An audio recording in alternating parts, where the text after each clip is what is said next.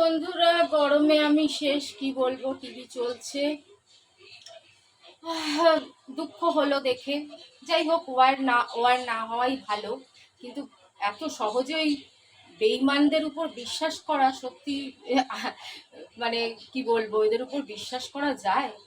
যাই হোক, জানি না বারবার কেন ক্ষমা পেয়ে যায় ওরা, কি ব্যাপার আছে কি না ব্যাপার আছে, অভ্যন্তরীণ ব্যাপার কিছু বুঝি না। যারা এত এত ক্ষতি করলো আমাদের দেশের, কত কত মানুষ মেরেছে, দেখো আবার কিছু না কিছু করবে।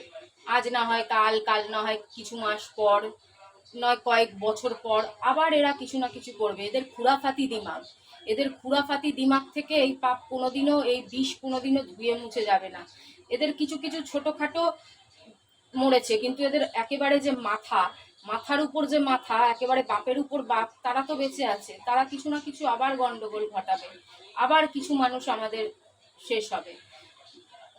কেন যে আমাদের জায়গা নিয়ে নিচ্ছে না, আমাদের যেটা পিওকে নাকি, যাই হোক নিচ্ছেন না কেন, কি হচ্ছে কিছুই বুঝতে পারছি না। যাই হোক, তিনি প্রধানমন্ত্রী, বড় বড়রা আছেন, আমি ছোটখাটো মানুষ, অশিক্ষিত, আমি কিছু বললেই এমনি বলে আমি অশিক্ষিত, তাই আমি হয়তো বুঝি না। কিন্তু সত্যি কথা বলতে না, আমি একটু গান্ধীজিকে সম্মান করি, কিন্তু গান্ধীবাদী কম। আমি আবার নেতাজি কে বেশি পছন্দ করি, নেতাজির চিন্তাধারাতে বেশি বিশ্বাসী। কেউ আমার এক গালে থাপ্পড় মেরে গেলে আমি আরেক গাল পেতে দেবো তা নই।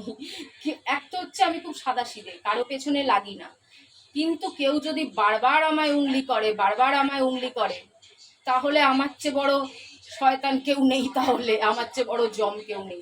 আর পাকিস্তান হচ্ছে বারবার না, ওর বাস চললেও রোজ উংলি করবে, এরকম একটা মানে মানসিকতা।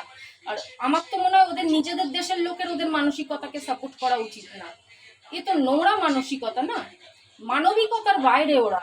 মানবিকতা বলে ওদের কিছু নেই, ওরা হ্যাবান।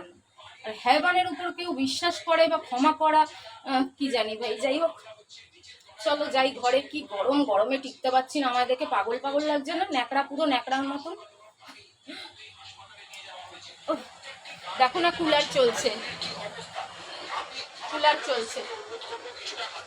বাবা, কোনটা দেখাচ্ছি, কুলার চলছে।